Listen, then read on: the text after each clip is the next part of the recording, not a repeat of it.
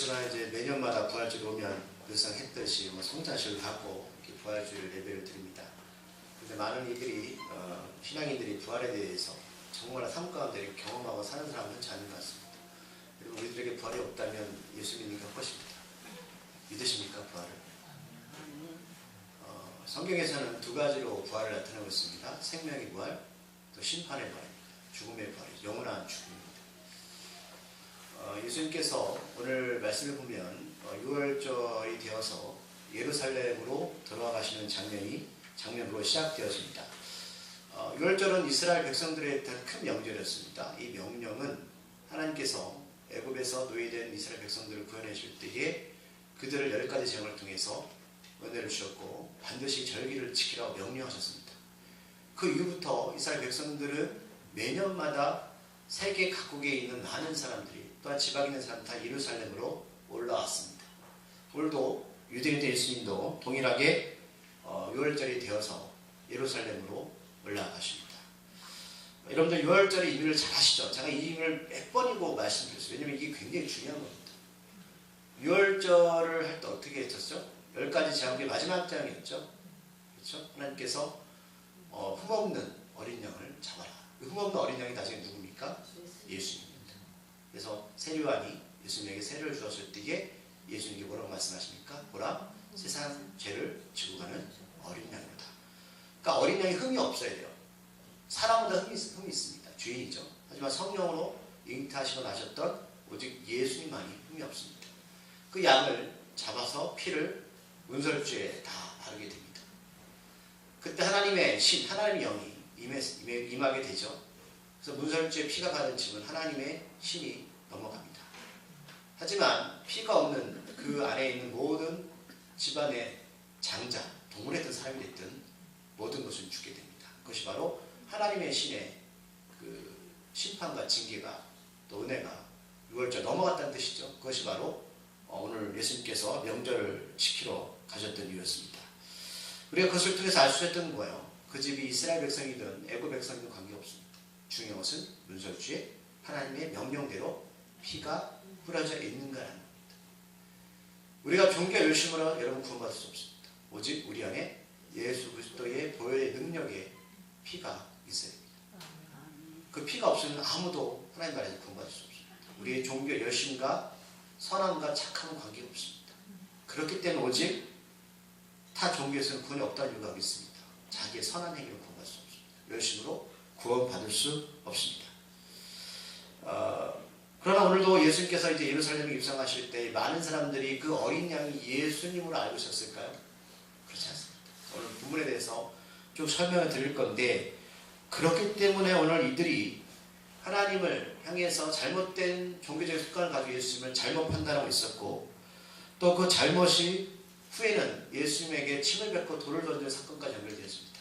그렇다면 오늘 이 시대에도 많은 사람들이 예수를 믿는다고 하지만 예수님에 대해서 제대로 믿지 못하고 또 알지 못한다면 우리도 그렇게 동일하게 살 수도 있을 겁니다. 그래서 예수님께서 십자가에 돌아가실 때 종교 지도자들은 예수님을 죽이려고 하지 않았어요. 왜냐하면 6월절이기 때문에 많은 사람들이 예루살렘 성에 있었기 때문에 혹시 폭동이 날까봐 명절을 지나가서 예수님을 죽이려고 했지만 그게 안 되죠. 하나님의 계획이 있었거든요. 하나님의 계획 구약 때부터 그것이 예언이 있었습니다. 그래서 가늠절을 통해서 종교 지도자들의 계획과는 다르게 예수님은 6월절 전날에 돌아가시게 되었습니다. 이것도 다 하나님께서 예언하셨던 장면이죠. 그러면 우리가 예수를 믿을 수밖에 없는 근거가 다 있습니다. 그럼 왜 예루살렘으로 사람들이 모였을까? 물론 하나님께서 그들에게 절기를 지키라 말씀하셨지만 정결을 지키기 때문에 그렇습니다. 정결이 뭐야? 깨끗하게 하라는 거예요. 하나님께서 너희들 6월절이 되면 이제 깨끗하게 회개하러 예루살렘으로 와라. 거기에는 예루살렘에는 바로 하나님의 거룩한 성전이 있었기 때문에 예배를 드리면서 죄를 씻어라는 것이죠. 옛날 로마 사람들이 기록해놓은 문서에 보면 그 성전에서 여러분 유대인들이 죽인 양의 숫자가 있습니다. 약 18만 마리 양이 죽었다고 합니다.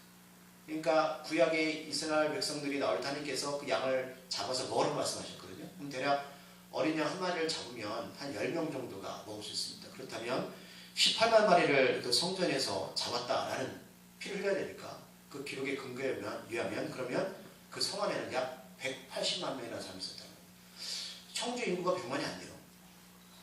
예루살렘 성이 크지 않습니다. 그죠? 청주도 꽤 큰 땅덩어리예요.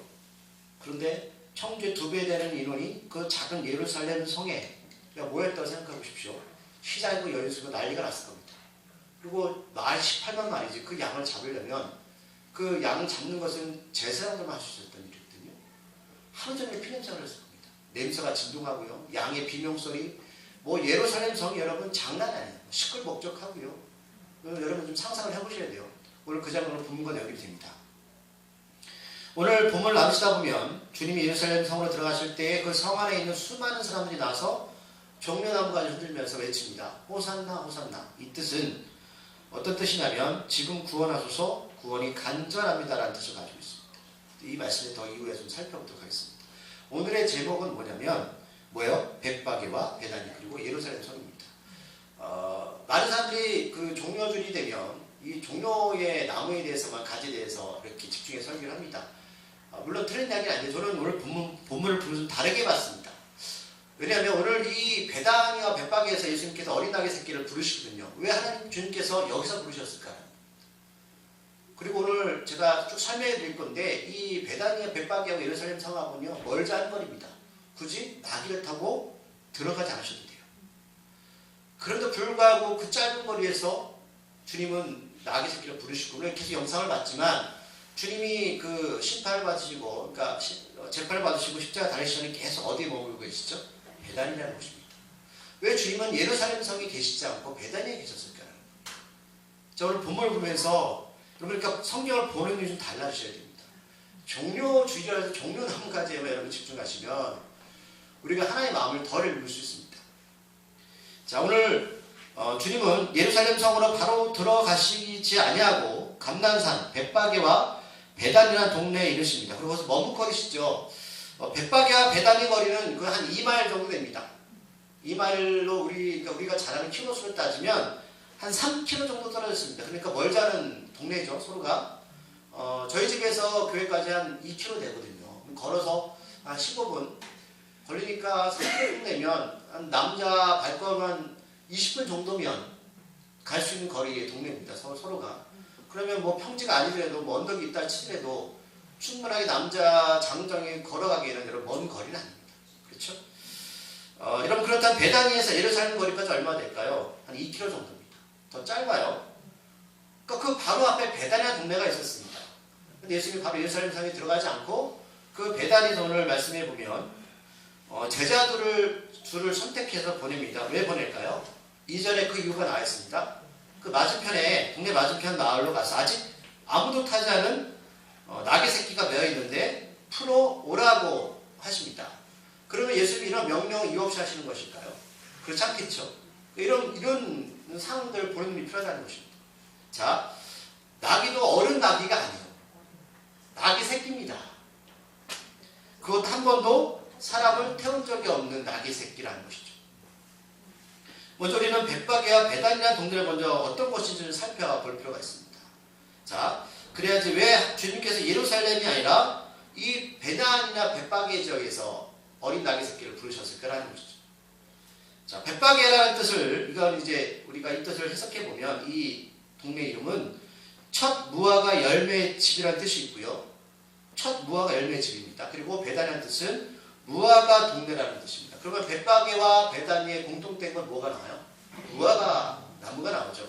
오늘 본문의 이후에 바로 베다니로 가셔서 이튿날에 예수님께서 무화과 나무 저주 사건이 나옵니다. 왜일까요?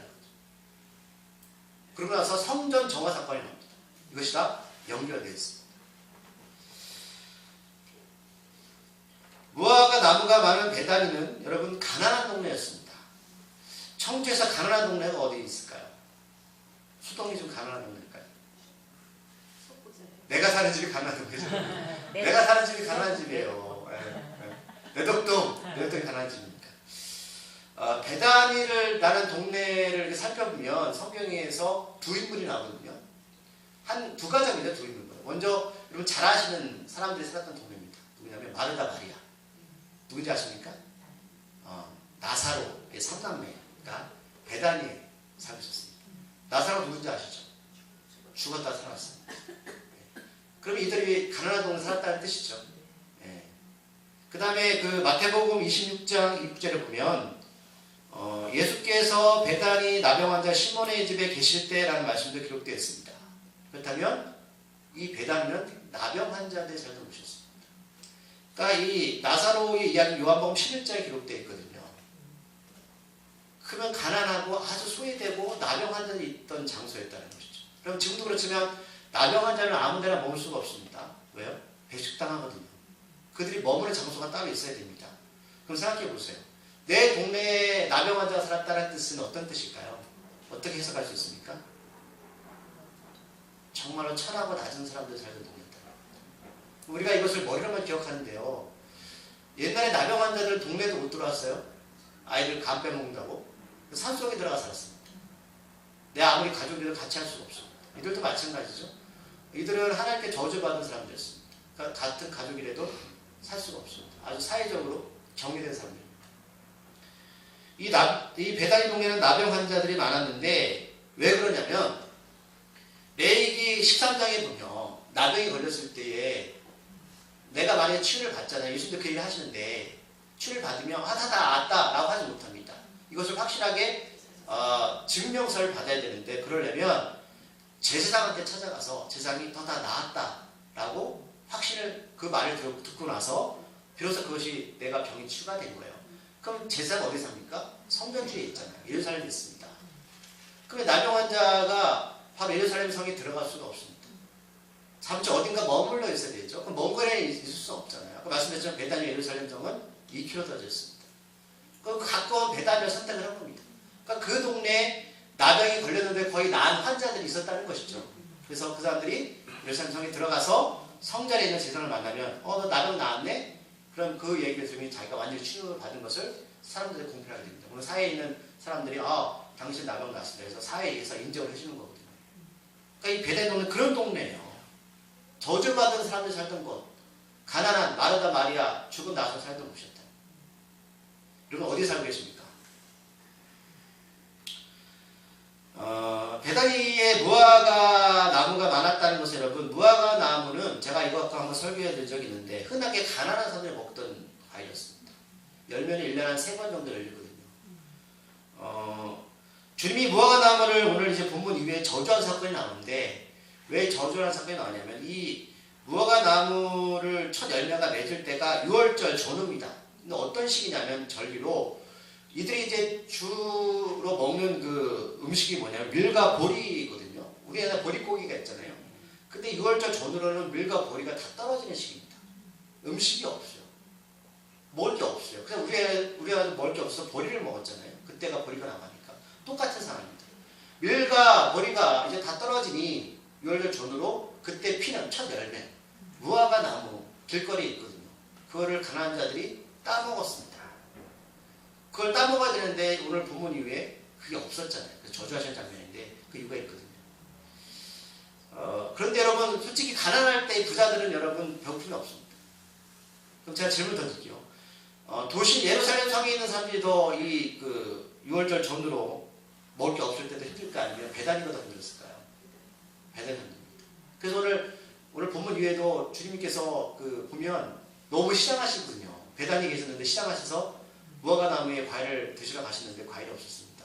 그래서 우리가 추측할 수 있는 것은 두 가지예요. 예수님이 베다니에 있었으니 아침 식사를 대접받을 데가 없었거나 그렇죠. 마땅히 먹을 것이 없었다는 겁니다. 그걸 보셔야 돼요. 예수님이 자기가 아무리 하나님이라 할지라도 먹을 게 없는 동네에 가서 얻어먹을 수 있습니까? 그게 아니죠. 6월절에 예루살렘으로 올라가는 예수님은 무화과 나무의 첫 열매만 기대하는 많은 가난한 사람들을 베다니에서 만나시고 보셨을 것입니다. 자기만 배고픈 게 아닙니다. 계속해서 사역동에 계셨죠. 그 무화과 나무 영적으로 이스라엘입니다. 그런데 잎사귀만 무성하지 첫 열매를 통해서 앞으로 많은 열매를 맺어야 되는데 첫 열매가 없다는 것은 더 이상 무화과 나무는 그 베다니에 있을 가치가 없다는 겁니다. 그럼 잘 보세요. 하나님 우리를 선택하셔서 이 땅에 하나님의 자녀를 부르셨습니다. 왜 부르셨습니까? 가난한 자의 열매를 삼신 겁니다. 그렇게 볼 수 있죠. 그런데 첫 열매를 맺어야지 다음에 두 번째, 세 번째가 더 나은 열매가 맺을 수 있거든요. 근데 잎만 풍성한 거예요. 열매 없습니다. 나무는 잎이 풍성하면 열매가 당연히 있어야 됩니다. 우리의 종교적인 거칠의 모습 또는 하나님과의 뭐 잘한다고 하지만 잎만 풍성합니다. 근데 정작 하나님은 우리를 이 땅에 심어놓으신 목적대로 살고 있을까요? 그렇지 않으니까 저주가 들어가요. 그걸 메시지를 읽으셔야 돼요. 무화과 나무는 작게는 예루살렘, 유월절 명절에 유대인이라 볼 수 있고 크게는 이스라엘 백성들입니다. 유월절을 지키라는 하나님의 마음을 잃지 못하고 절기를 지키는 데 마음을 쏟았습니다. 왜 하나님이 그들에게 애굽에서 탈출해서 백성들 유월절을 지키라고 하셨을까요? 여러분 그걸 읽으셔야 돼요. 그냥 절기니까 가서 이래서 모여서 양을 잡고 그렇게 했듯이 늘상 습관처럼 드리는 것 하나님이 여러분 기뻐하지 않습니다. 우리들도 예배를 드리고 부활절을 기다리지만 그 의미와 본질을 잃어버리면 도리어 선택받았지만 무화과 나무가 저주받듯이 저주를 받을 수 있습니다. 제자들은 주님의 나귀 새끼를 가져오라는 명령에 황당했을 겁니다. 왜요? 예루살렘과 베단이 멀지 않거든요. 그리고 왜 어린 나귀 새끼입니까? 한 번 타지 않은. 그리고 주님한테 가가지고 달래면 주님이 그냥 주겠습니까? 3절을 보면 주님의 명령에 이구심을 둔 두 제자들을 향해서 주님께서 어떻게 하실지까지 설명하십니다. 이 마음까지 읽으신 거죠? 뭐라고 말씀하십니까? 만일 누가 너희에게 왜 이렇게 하느냐고 묻거든 주가 쓰시겠다라. 여기서 우리 3절 우리가 좀 그냥 지나가시면 안 돼요. 우리가 두 가지 단어를 좀 끄집어내야 됩니다. 뭐냐, 먼저 주라는 단어하고 또 쓰시겠다라 이 두 단어를 우리가 좀 끄집어내시죠. 이 주라는 단어 여러분 퀴리오스라는 단어인데 제가 몇 번 설명드린 적이 있어요. 이게 원래 황제한테 쓰는 단어고 높은 자입니다. 근데 예수님이 높은 자입니까? 주님이세요? 나사렛 아주 천한 동네 목사들입니다. 이 표현을 왜 썼을까요? 내가 하나님이다. 보세요. 우리는 지금 예수님을 하나님의 아들로 인정하지만 이때는 쉽지 않습니다. 근데 주님이 자기가 죽을 때가 가까우니 분명하게 자신의 정체성을 밝히십니다. 내가 너희들이 주다. 그래서 어떻게 이 시대 때 사람들이 믿을 수 있을까요? 여러분 정말 주님이 여러분 삶의 주인이십니까? 그 다음에 쓰시겠다 하라는 것은 하나라는 뜻인데 이것은 다시 쓰고 나서 돌려주겠다는 의미입니다. 여러분들 모든 여러분들의 삶에 가지고 있는 것이 하나님 거라고 믿으십니까? 하나님께 돌려드리셔야 됩니다. 자, 오늘 집에 오는데 현진이하고 우중이하고 어저께 뭘 사준 게 지우려 사준 게 있는데 서로 티격태격 있어요. 근데 지 돈으로 산 게 아니거든요. 우리가 사준 거예요. 우리가 사준 걸 지네들이 티격태격해요. 제가 오면서 그런 느낌이 들었어요. 아 그렇구나. 하나님 우리한테 사주셨잖아요. 생명도 사주셨어요. 여러분 자녀도 사주셨어요. 여러분 직장도 사주셨어요. 저는 그렇게 믿습니다. 그런데 그것을 가지고 내 것이라고 하는 순간에 티격태격한다는 거죠. 정말 제가 화가 났어요. 내가 물어봤어요. 야 그거 누가 사줬니? 내 돈으로 사준 거야. 근데 걔네 싸울 이유가 없거든요. 나눠 갖는 게 현명한 일이잖아요. 하나님 그런 메시지를 또 아침에 주셨어요. 쓰시겠다 하나 다 쓰고 돌려주겠다는 의미죠. 공짜로 달라는 것이 아닙니다. 어쨌든 나귀 새끼 주인과 주님과의 관계를 알 수는 없지만 예수님은 이제 예루살렘으로 들어가서 십자가에 죽기 전에 당당하게 자신이 어떤 존재인지를 밝히셨고 더 나아가서 세상의 모든 것은 주인이 누구다? 하나님 것이다. 두 가지 메시지를 3절에 전해주신 겁니다. 하지만 그 하나님의 존재가 4절에 보면 어떻게 지금 나귀 새끼가 지금 형편이 있는지 아십니까? 문 앞거리에 메어 있습니다. 여러분이 메어 있다는 표현은 어떤 느낌인지 답답하지 않으세요? 동물이든 사람이든 자기 의지와는 관계없이 메어 있으면 슬픈 일입니다. 여러분 어디에 메어 있으십니까? 건강, 물질, 성공, 죽음 이런 것들로부터 자유로워져야 되는데 쉽지가 않습니다. 나귀 새끼가 자기 힘으로 메어 있는 것을 풀고 나갈 수 있습니까? 할 수 없죠. 누군가의 도움을 받아야 됩니다. 그 도움이 바로 예수의 명령을 들었던 두 제자였습니다. 그러나 두 제자가 원래 풀어준 건 아니죠. 누구 때문에 이 풀림을 당해야 됩니까? 예수님이십니다.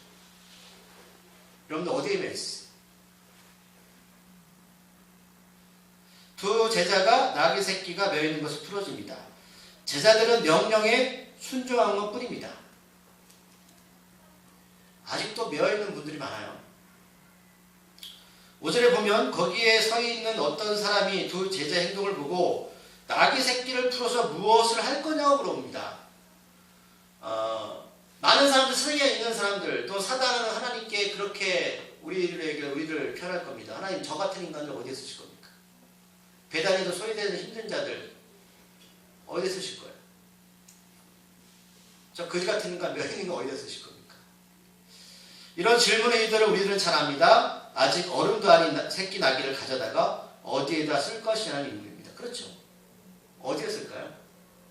세상에서 보잘것없고 묶어두는 것이 최선의 방법이었던 어린 나귀 새끼. 하지만 누구의 손에 붙들리냐가 여러분 중요한 것입니다.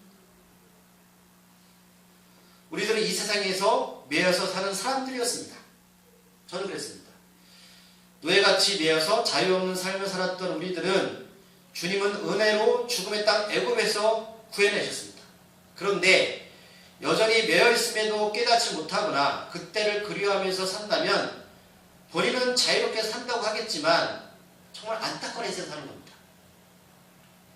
돈에 매여서, 성공에 매여서, 또는 썩을 것에 매여서 평생 그 삶을 쫓고 있다면 빨리 거짓과 그 속임수에서 벗어나셔야 됩니다. 주님의 손에 붙잡힌 받아야 됩니다. 이 나귀 새끼를 부르시는 주님의 뜻은 구약에 있는 말씀이 인용한 말씀이거든요. 이것이 예언의 성취입니다. 스가랴 9장 9장 말씀입니다. 9장 9절 1320쪽 찾아볼까요? 구약 1320쪽 스가랴 9장 9절 말씀입니다.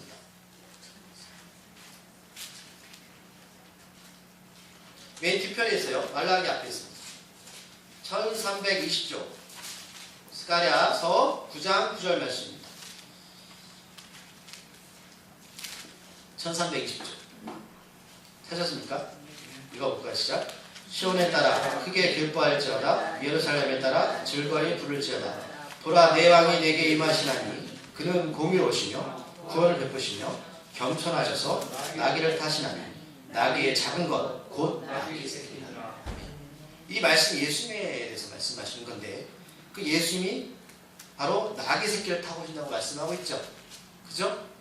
이 스가랴서 9장 9절 말씀을 이루시기 위해서 예수님이 오늘 베다니에서 제자를 통해서 나귀 새끼를 부르신 겁니다. 그럼 보세요. 하나님의 수많은 동물 중에 나귀 새끼니까 이 예언을 왜 하셨을까 하는 것이죠. 예수님이 이 세상의 왕으로 예루살렘으로 들어가시는데 그분은 겸손하셔서 나귀 새끼를 타고 들어가시는 예언의 말씀입니다. 이 세상을 창조하시고 생명과 만물의 주인이신 주님이 고작 나귀 새끼를 타고 십자가를 준비하시는 말에 여러분 공감하십니까? 여러분들이 하나님이라면 아들을 죽이러 보내는데 이렇게 보내는 게 맞습니까? 우리 자녀들 이렇게 보내지 않잖아요. 만약 여러분 자녀들이 멀리 타지에 가 있으면 얼마나 오랜만에 왔습니다. 더군다나 죽으러 갑니다. 어떻게 보내실 겁니까?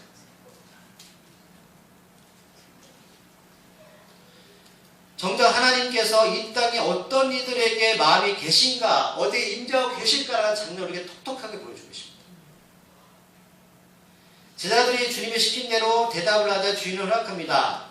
그리고 나귀 새끼를 끌고 와서 7절에 보니까 자신들의 겉옷을 위에 얹어서 예수님을 타게 하십니다. 왜 겉옷을 벗어서 타게 하실까요?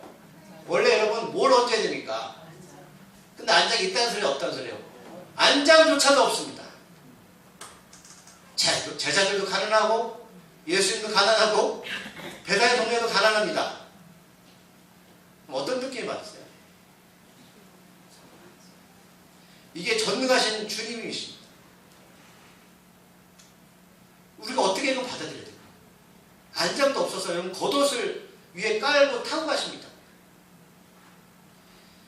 그리고 그대로 시끌벅적한 예루살렘 성으로 입성하실 때에 그 안에 있는 많은 사람들이 자기 옷을 입고 카페트처럼 땅에 깔고 종려나무 가지에 벤 가지라고 오늘 성경에 벤 나무가지가 성경에 기록됐지만 요한복음 12장 13절을 보면 이 나무가지를 종려나무 가지라고 설명했습니다. 이 종려나무는 여러분 솔로몬이 성전 지을 때 썼던 나무고요. 굉장히 큰 나무입니다. 그리고 열매가 많아요. 귀중한 번성의 나무입니다. 왜 이것을 드릴까요? 잘 자라는 의미 아닙니까? 당신 우리가 아닙니다. 그런 뜻입니다.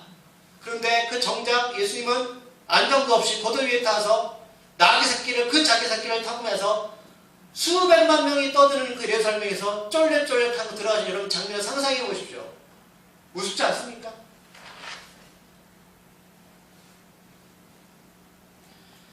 예루살렘 성안의 사람들은 나름대로 예수님을 왕 취급하는 장면이기도 합니다. 그런데 예수님 정말 왕의 모습으로 들어가십니까? 아주 보잘것없는 어린 나귀 위에 안장없이 예수님이 타시고 종려나무 가지와 사람들의 겉옷을 마치 왕이 전쟁에서 승리하고 돌아오는 모습이라고 흉내는 이들, 도대체 예루살렘 안에 있는 사람들은 어떤 마음으로 어떤 행동으로 이것을 이렇게 하는 것일까요? 나귀 새끼도 한 번도 여러분 어려를 태운 적이 없습니다. 그러니까 예수님이 30살 때 이걸 하셨으니까 보통 남자가 60에 70kg잖아요. 나귀 새끼도 힘들었을 거예요. 그리고 수많은 사람들이 막 소리 지르니까 나귀 새끼도 어리둥절 했을 겁니다. 9절에 보면 앞에서 가고 뒤에서 따릅니다. 호산나 호산나 외치면서 수많은 사람들이 에워싸면서 그렇게 외칠 때에 주님은 어떤 생각이 들었을까요?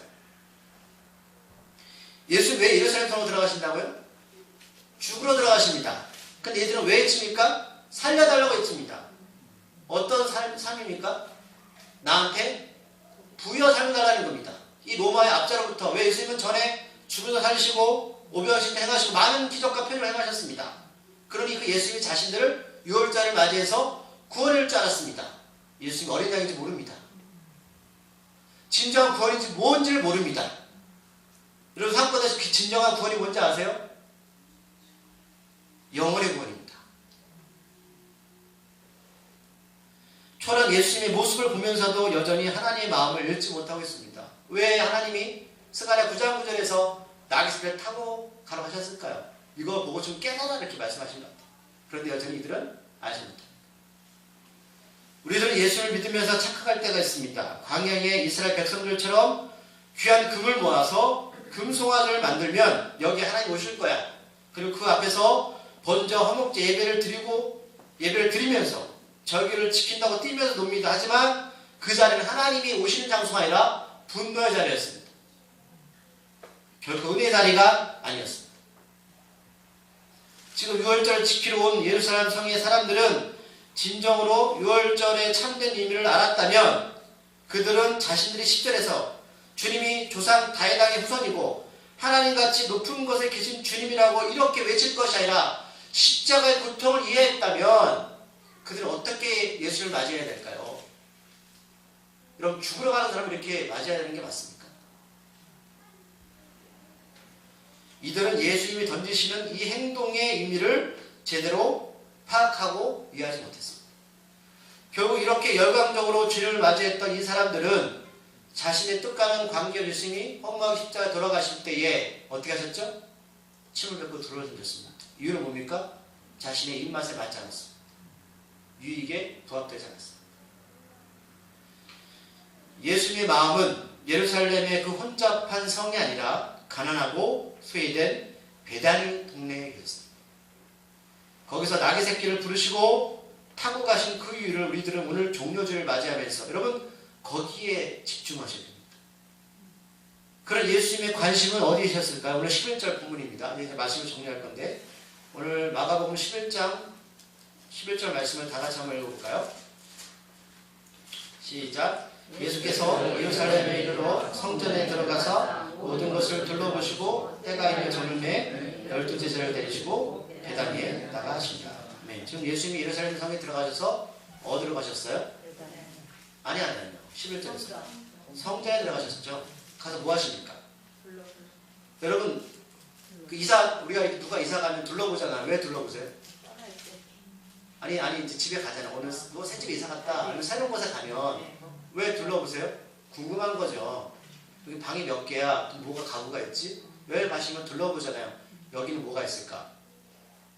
주님이 성전을 처음이 아니에요 지금. 어릴 때도 가셨거든요. 절기마다 갈 수밖에 없습니다. 유대인들은. 그러면 30번 이상을 갔을 거죠. 그럼 몰라서 둘러봐요? 왜 둘러보셨을까요? 이 성전이 하나님이 주신 6월절의 절기에 제대로 준비하고 있을까라는 겁니다. 이래서 둘러보시는 겁니다. 여러분 성전이 누구죠 지금? 성전 우리잖아요. 주님 우리를 둘러보실 겁니다. 하나님 이 땅에 성전을 주신 목적이 있죠. 너 정말 성전 역할을 감당하고 있니? 너 오늘 주님이 예루살렘에 죽으시지 않죠? 모든 것을 둘러보시고 때가 저물매 12제를 데리시고 배단위로 나갑니다. 그런데 오늘 이제 이후에 본문에 무화과 저주사건이 나오고 그 다음에 뭐가 나온다고요? 성전을 깨끗하게 하시는 장면이 나옵니다. 그렇다면 주님이 그 성전을 둘러봤을 때 성전이 제대로 역할을 감당하고 있었다는 것일까요? 아닐까요? 아니죠. 오늘 주님이 예루살렘 성에서 주무시지 않을까요? 주무시는 게 낫잖아요. 거기에 도저히 있을 수가 없었어요. 그러니까 물론 여기서 날이 저물어서 성을 다 닫으니 나갈 수밖에 없겠지만 12여 다 데리고 배단위 2km 떨어진 배단위로 그냥 데리고 갑니다. 그리고 다음날 일어났을 때 배고파 하시죠.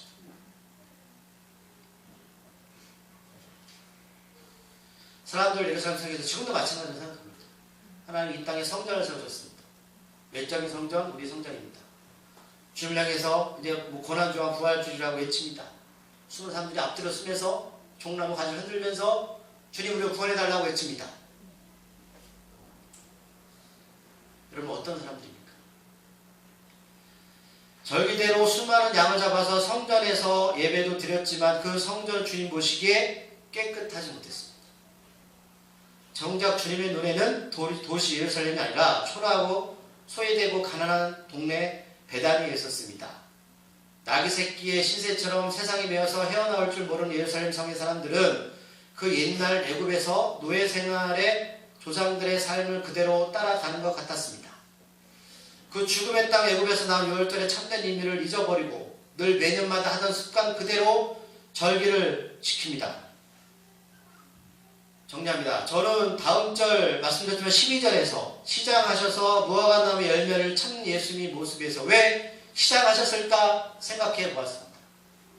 아마 베다니에서 제대로 된 식사를 대접받지 못했거나 때가 되어도 마땅히 식사를 할 만한 곳이 없는 그런 동네가 아니었을까 생각해 보았습니다. 지금 교회는 베다니보다 다 도시 예루살렘 성이 되고 싶어하고 사람들이 넘쳐나기를 바랍니다. 그래서 고난주간 특별 새벽기도도 하고 다양한 프로그램을 진행합니다. 잘못된 생각은 아닙니다. 저희는 3일합니다. 그런데 정작 하나님의 마음이 없는 늘상 하던 행사이거나 예수님 없는 고난주간이라면 우리 입맛에 맞추고 열심은 있지만 그 안에 배단위를 향한 마음이 없다면 주님이 과연 기뻐하실까? 라는 생각이 들었습니다. 그래서 오늘 제목이 벳다게와 배단위와 예루살렘입니다. 기도하시겠습니다. 하나님,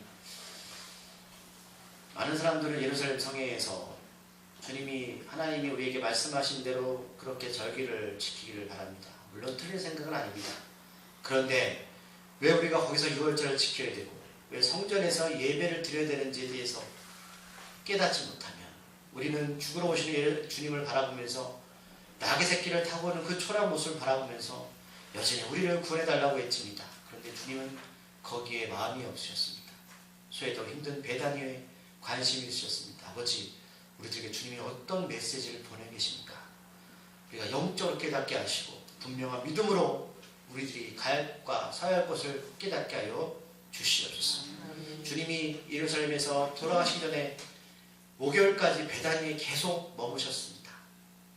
아버지, 우리가 그 예수의 마음을 조금이라도 이해한다면 우리를 성전으로 부르셨는데 어떤 역할을 해야 되는지 다시 한번 생각하게 하시고 우리가 시끌벅적하면 예루살렘에 있는 성에 있는 사람이 아니라 십자가 다하신 주님의 고통을 이해하며 함께 동참하는 하나님의 귀한 자녀들 되게 하여 주시옵소서. 예수님의 이름으로 기도드립니다. 아멘.